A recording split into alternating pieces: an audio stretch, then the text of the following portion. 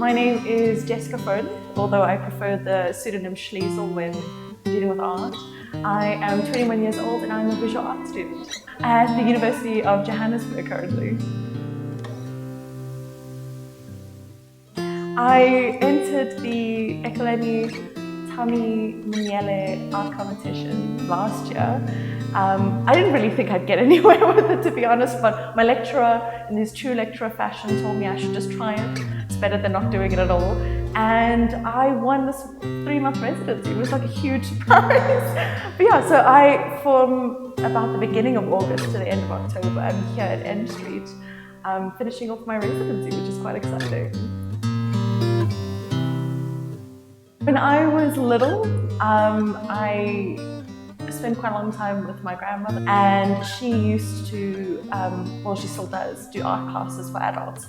And being the little bit of annoyance that I am, she'd boot me out the class to make sure everyone could focus. But I spent years pining outside the little door begging to come in, and I convinced her to take me on as an art student. And then from then onwards, I think I just knew I was going to lead into this path.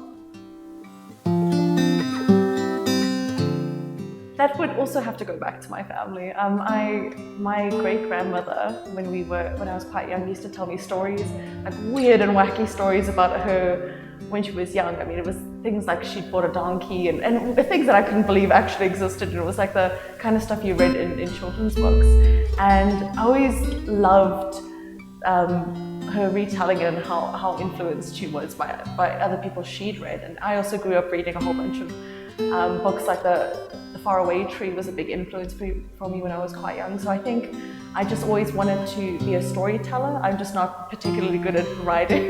So I think when I do art, I want to like visually storytell people, like my own narratives and things that I think would be quite interesting. So my residency here correlates with like my ending of my third year into like a graduate, if you can believe that. But so we're doing like a final exhibition, and what I'm really wanting to tackle, which I think is everything I've done has kind of led me to this point, is I'm recreating my own story. And it's all about this little snail man that you can see here, who goes on like a little quest or like a self-journey to discovering who he is and where he kind of fits into the world. And I think a lot of my art, at least right now, reflects personally back to me. They all have little metaphors, so it might just look like a snail man, but he reflects something about myself. And further in the series, I'm going to be doing like a frog with a human face on it, and that reflects something else of me. So I think right now I'm tackling with my own identity in a little story that I think is a fun narrative.